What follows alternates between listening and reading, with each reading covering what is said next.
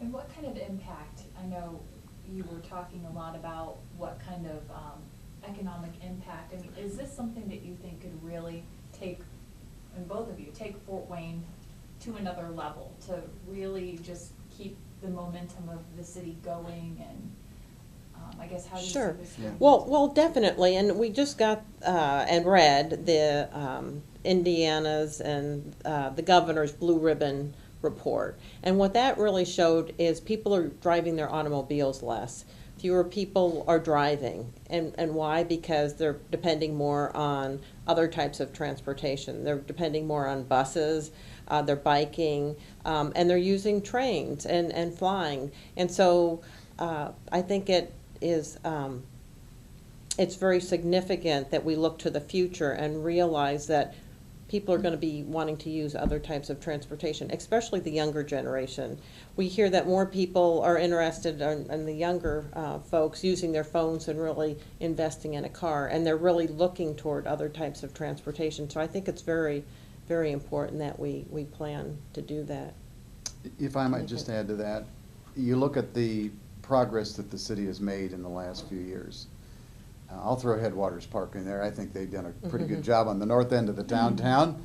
Certainly the Grand Wayne Center expansion, the library, and then it came along Parkview Field.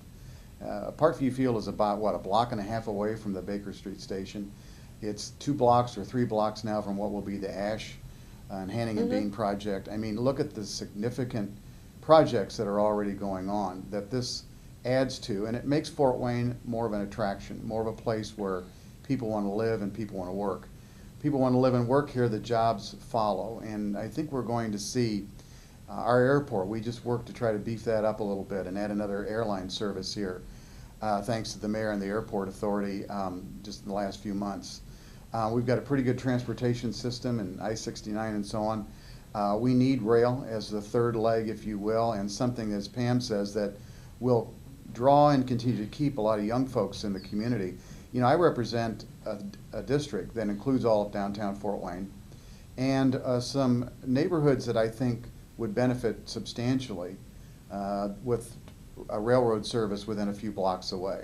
Those are places where people are going to want to live. You might think, well, you'd want to live far away from that. Not anymore. I think now trains are pretty quiet anyway. We have trains going through, freight trains, the city all the time, all hours of the day and night. But folks are going to want to live in neighborhoods where they can walk to a train station or take a cab or easily drive.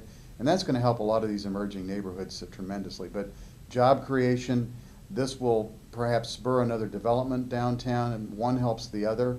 And the significant thing about this is if this plan is successful, we're talking about like 10 trains running in each direction each day. That's a substantial amount of service through this city and moves a lot of people and will help tourism a lot as well.